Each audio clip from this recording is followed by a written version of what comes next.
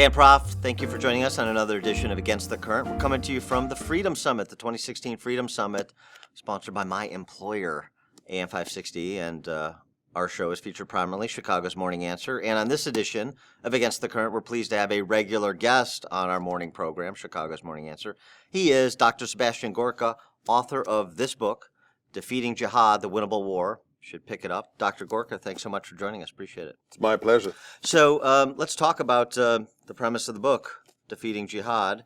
It seems to me you're a good case study of somebody who's had exposure to totalitarianism, doesn't much like it, and appreciates the threat that it poses. Your totalitarian exposure was to communists in Hungary. We're talking about, obviously, radical Islamic terrorists, but isn't there a connection between the two? Are there similarities? Absolutely. So the book Defeating Jihad is about the current threat to America from groups like Al-Qaeda, groups like ISIS. But the prologue to the book seemingly doesn't have anything to do with that. It's the story of my parents behind the Iron Curtain that lived in communism. My parents escaped Hungary during the revolution of 1956. My father had been put in prison by the communists for being a pro-democracy activist and anti-communist. When they escaped to the West after the revolution. I was born and raised in the UK, but through their experience, in my blood, I was educated from the earliest age to understand that freedom is as precious as it is fragile, and to really understand what Ronald Reagan meant when he said, the loss of liberty is always just one generation away. I'm now a proud American. I moved here 8 years ago. And I think when I look at an event like September the 11th, I understand it a little bit differently from my fellow Americans who were born and raised here. Because yes, those were terrorists, those were jihadis. But when they flew into those two buildings on that beautiful Tuesday morning 15 years ago, for me, it was really the return of the totalitarians. There is a connective tissue that links groups like Al-Qaeda and ISIS to communism, or even to fascism, to the Nazis of World War II. And the connective tissue is that they're all totalitarians. One group may have worshipped Karl Marx and the working class. The other may have worshipped, the Aryan, free, ethnically cleansed Reich of Germany. And this group worships their vision of Allah. But the connection between all of them is that they will not be negotiated with. They will either destroy and enslave you, or we will destroy them. So that's why I wrote the book, to understand that the threat we face today is another totalitarian threat. How big is the threat? I mean, give me an order of magnitude, because I think people say, yeah, of course, these terrorists, these horrific events that are terrorist-inspired or terrorist-connected, whether it's in San Bernardino or Orlando, I get that. That's terrible. We need to do something about it. But the political class tells us this: they're not an existential threat. They're not the JV team anymore, but they're not going to take over America. This isn't the threat that Soviet communism presented. Nobody's writing books like Whittaker Chambers suspecting that we're going to be on the wrong side of history when it comes to ISIS. Is that fair in terms of trying to maintain some proportionality to the threat, or is the threat much greater than our political class is telling us? If you don't think the threat from what I like to call the global jihadi movement isn't an existential one, you're either whistling past the graveyard or you have no idea what you're talking about. ISIS is the first jihadi group in 90 years to re-establish the caliphate. They hold territory in Iraq, Syria, Libya, and even Nigeria through their affiliate Boko Haram. They make between $2 and $4 million every 24 hours from their illicit activities. They have recruited 86,000 jihadis in just a matter of a couple of years. And to those who think it's not a serious threat, I just give a few data points. Since they declared the caliphate 2.5 years ago, we have killed or arrested 112 ISIS terrorists in America. Not 12, not 20, but 112. One of them was Omar Mateen, the man who single-handedly, one jihadi, was responsible for the greatest terrorist attack on U.S. soil since September the 11th at the Pulse Club in Orlando. 49 people killed in one evening. To those who think, well, it's just a few thousand guys and it's 8,000 miles away and maybe, Orlando was an issue. Let me remind them of how did this all begin? Islam was very violent in the beginning. The story of Islam is a man called Muhammad who said he spoke to the angel Gabriel and got the Quran from God. This one man, so the story goes, by himself and his followers, established the caliphate, the original caliphate in the 7th century, the 600s, which within just a matter of decades stretched from Spain to India. People need to understand that. At the height of its power, the original caliphate was larger than the Roman Empire ever was. So don't look at just the numbers today. And the analogy to communism is also very valid here. Do you remember in 1917? How many people were on that boxcar that was sent to St. Petersburg? How many guys? How many hardcore communists? Less than 20. If you are committed, and if you've got a plan, you can start a revolution. You can take over a country. You can capture territory to turn it into an empire. So this threat is a serious threat. It's on America's shores, and it is an existential threat. That is the lesson of history. It's always changed for good or for bad by the committed few. There's no question. Those are some pretty powerful examples. So is the threat also a threat of civilization versus deciviliization? I presented that construct to Robert Pape, who runs the counterterrorism project at the University of Chicago, and he rejected that out of hand. We have some elements within the Muslim world that are want to go back to the 12th century, but by and large, that's not a proper framework for understanding this existential threat.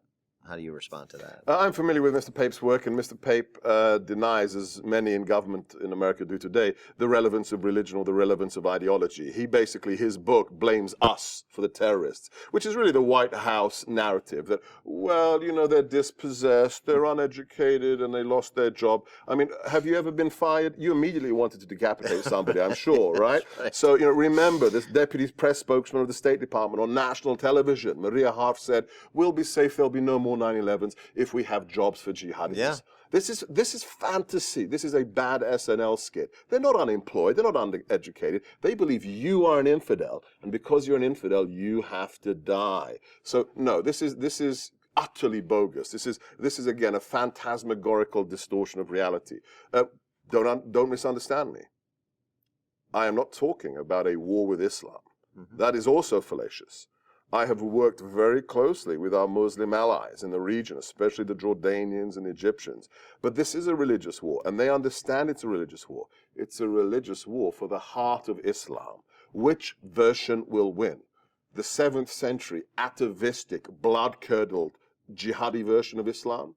Or is it going to be the moderate, modernized, Jordanian, Egyptian, enlightened version? And right now, what the bad news is? The jihadis are winning. From Damascus to San Bernardino, from Paris to Orlando to the streets of Cairo, the wrong version is in ascendance, and we have to help the good Muslims win. Well, speaking of the good Muslims and Muslim allies overseas, how about Muslim allies here? Another regular guest on our program is Dr. Zuhdi Jasser, who founded the American Islamic Forum for Democracy. And it seems like, outside of Fox News, he doesn't really get the profile that he deserves. I mean, this is an accomplished guy, very intelligent, very learned on the topic, living what he's talking about.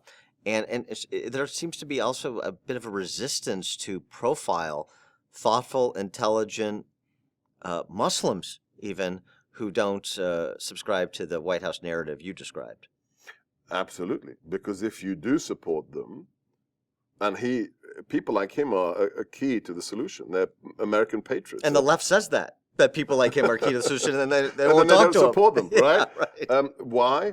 Because if you support them, then implicitly you are admitting that our counterterrorism strategy is wrong, it is about religion, and that it's failing. That you can give everybody in the world a job and a chicken in the pot, but you know what? The jihadis will still try to kill us. So it does anything that doesn't fit the preconceived narrative of the White House will be jettisoned. Again, let's take politics out of the equation. Look what happened last year. Last year at Central Command in Tampa, which is where the war is run in the Middle East, Central Command, 60 analysts officially complained that their analyses, their intelligence estimates on ISIS were being doctored or being jettisoned. Why? Because they were talking about how ISIS is winning in this town, in that city. And that didn't gel with the White House requirement to say, oh, it's not a problem, JV team. So their objective analysis didn't meet the political requirement and therefore was thrown away. Now, we had problems during Vietnam. We had serious problems, but we never had 60 analysts be told your objective analysis must be jettisoned. If you can't talk honestly about the threat, you will not win the war. Well, and speaking of talking honestly about it, but one of the other kind of prefatory phrases that everybody uses, this is not a war with Islam. Right, okay. Got it. Sure. And the White House and also tells us that it's a very small percentage of the of Muslims the world over that are engaged in jihad or even being radicalized. Okay, fine. But if you know it's a small percentage, then give us a ballpark. Because it turns out a small percentage of a big number can be a big number and a big threat. Right. So if the small percentage, let's say it's 1%, well, that's 15 million people. That's 15 times the size of our standing armed forces. Yeah, I mean, think about it. It's significant. In World War II, the Third Reich was a pretty serious threat. We only had 12 million men in uniform. 1% of 1.5 billion. It's bigger than our army in World War II. And it's not just concrete numbers, because anybody who can tell you they know exactly how many jihadis out there is lying. Right. Okay? It's the bad guys. And then what is everybody else doing in the Muslim world? Are they fighting back? Are they resisting? The analogy from the Cold War stands very well here again. In the Cold War, there were maybe 500 million people behind the Iron Curtain. If you include the Baltic states, Hungary, Poland, and then the Soviet Union, there was a large amount of people. Okay? Let's say 500 million. How many of them do we really think had read all 600 pages of Karl Marx's Das Kapital? Maybe 3 of them, okay? Does that mean that they're not a threat to America? Does that mean that giant amount of people is not a threat?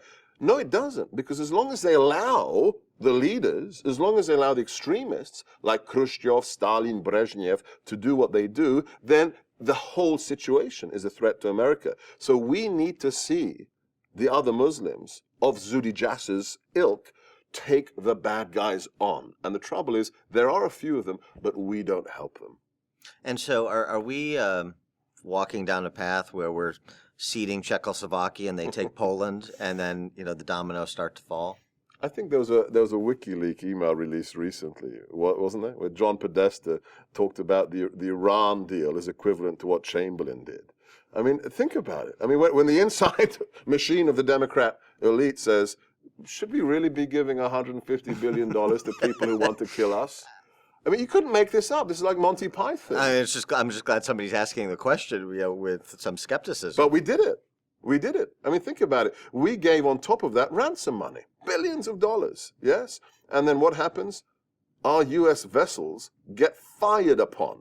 Our naval officers and rating, NCOs are captured by Iranian vessels. So the situation isn't getting better. The lack of understanding and honesty is actually empowering the bad guys. Yeah, I mean, it's something that seems to me relatively simple to understand too, or simple to not understand, which is if our State Department says Iran is a state sponsor of terror, why are we're not supposed to finance our enemies, right? I mean, is that complicated? Okay, can I give you an example? So a few months ago in Washington, where I work, a transit police officer, transit cop, in an FBI operation was arrested for what is called material support to terrorism.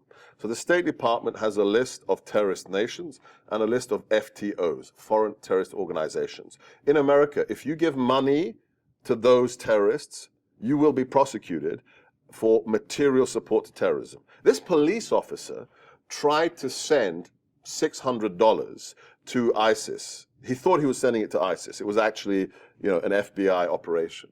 That man was arrested and charged with material support to terrorism for $600.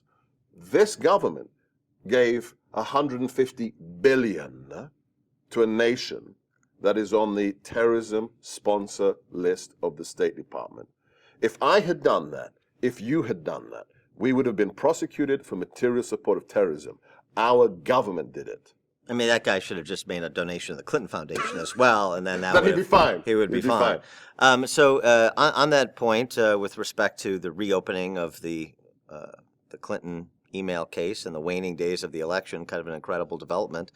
Putin, tough to lay this one at his doorstep, but Vlad Putin and his rising influence in the Middle East, his partnerships with Assad, with the mullahs in Iran. What kind of threat does Putin pose vis-a-vis ISIS? So what's the rank order of priority? Okay, so let's get a couple of things straight here. It incenses me when I go to conservative websites and I read the comments on an article about Russia, and we have people who say they're conservative, say, Vladimir Putin, a champion of the West in the Middle East to save Christians. And I have to remind my fellow Americans, do you know who this man was? He was KGB. a colonel in the KGB. He doesn't save Christians, he persecutes Christians. That was his job. So, no, this man is just doing a classic KGB operation. He sees opportunities and he exploits them. And when the Obama White House uses the phrase and puts it in their strategic documents that we are going to lead from behind. Now, I don't know about you, but when you look up the phrase lead from behind, for me, that means follow. Right? Yes, that's lead right, from yes. behind means That follow. is the- Okay. yeah, that makes sense. When he says when he sees America doesn't want to lead, well, guess what? Then I'll lead instead. When we create vacuums, such as pulling out of our troops in 2011 from Iraq, he says, well, okay, that's an opportunity. He sends and builds an air facility in Syria. He gets pally with Egypt when we reject the new democratically elected president of Egypt. So Vladimir Putin is part of the problem. He's not there to kill jihadis. He's there to keep his buddies, like Assad, in power and to exploit the lack of American leadership in the world. And so is this new dictators club that's coming together with Rouhani and Putin and Assad, lesser player, but others, the communists in China as well. How do we look at that threat and how much mind share and resources should be devoted to that versus ISIS? Wonderful question. So there was a man who made a lot of money and a great name for himself in the 1990s, early 1990s, called Francis Fukuyama, former neoconservative. End of the world. Yes, the end of history. End of history. The Right. end of history and the last man. He wrote a book and then an article. And this book posited that it's done. We won. Communism was defeated. Fascism was defeated.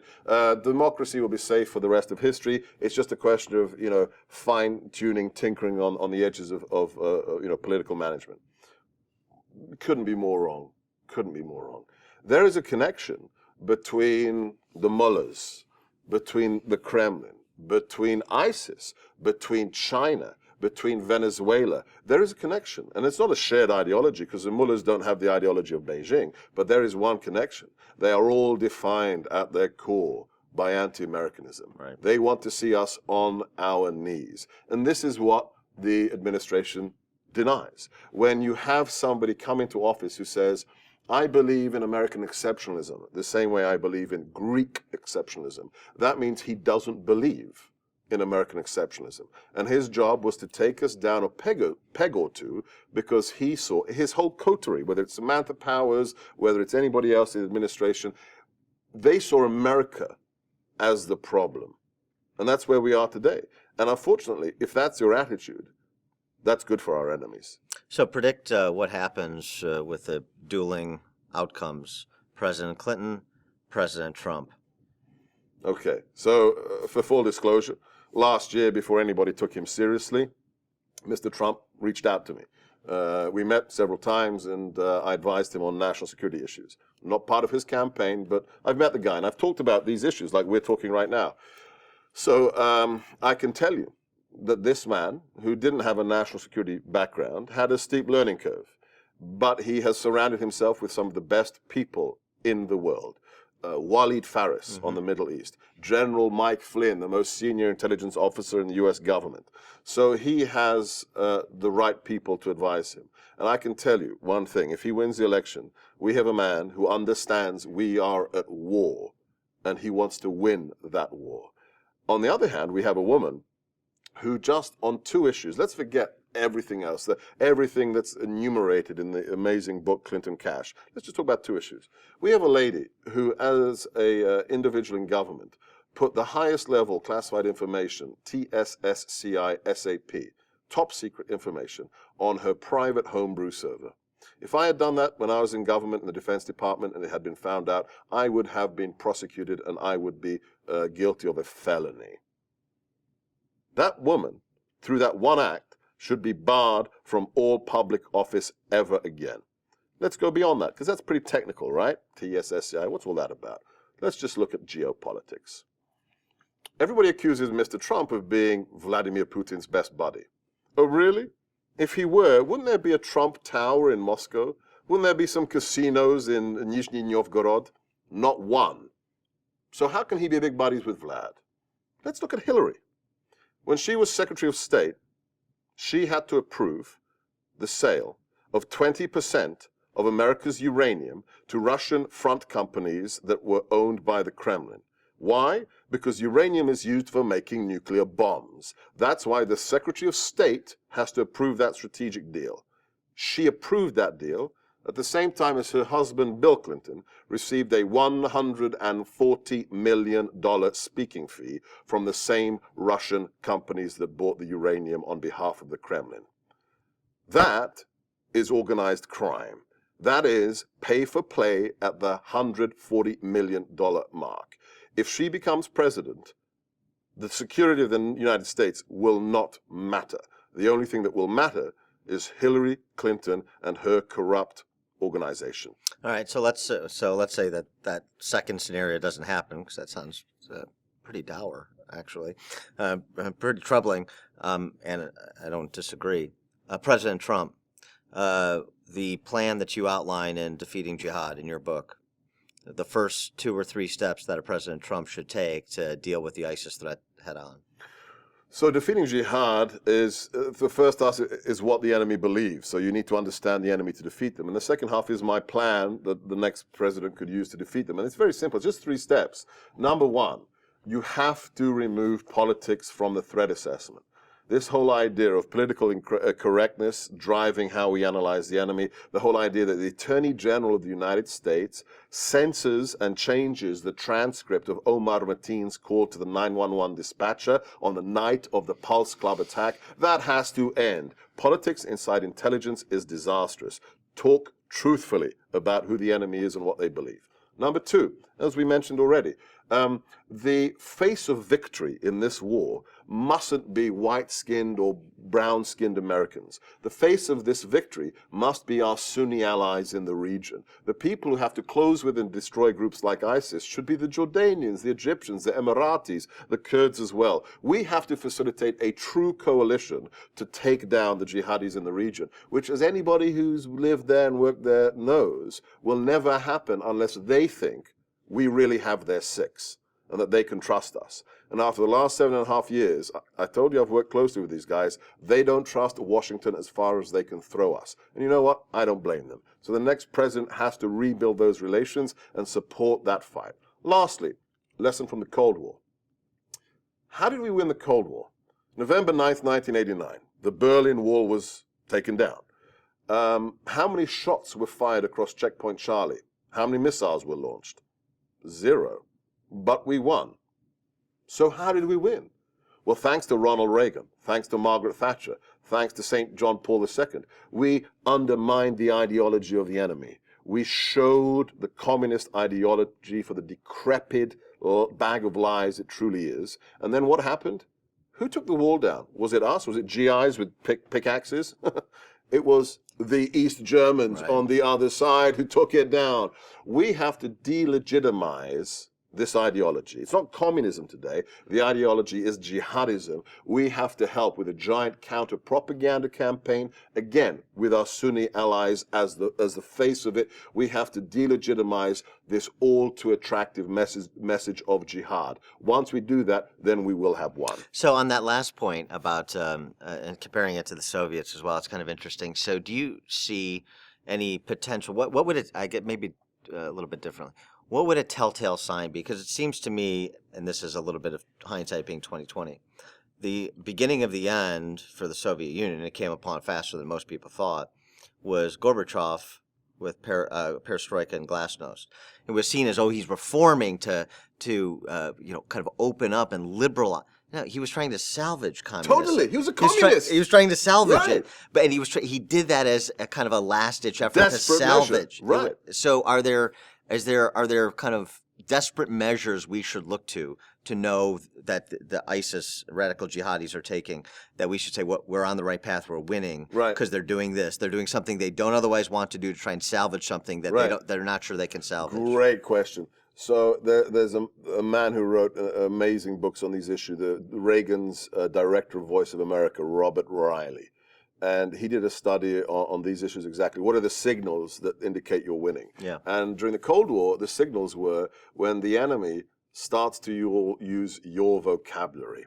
And he spoke about an article that was written by the most important ideologue inside Moscow when he started to talk about the evil empire and questions such as human rights, such as objective truths. When the enemy starts to even start talking around your vocabulary, then you know they're losing. So we have to undermine their claim to authenticity, to be the best Muslims. When they start, when you see signs of our verbiage being picked up, even at the low level inside ISIS or Al-Qaeda, then you know that you've really started the beginning of the end for them. That's interesting. And by the way, I guess it's also worth noting Gorbachev went on to be an environmental activist. Maybe that should tell us something about the state of environmental activism. The Red-Green Alliance. Yeah, right, absolutely. Right. He is Dr. Sebastian Gorka. The book, New York Times bestseller. You want to pick it up. Defeating Jihad, The Winnable War. Dr. Gorka, thanks so much for joining us on this edition of Against the Current. Appreciate it. My pleasure. Thank you. Thanks. Great. That was excellent.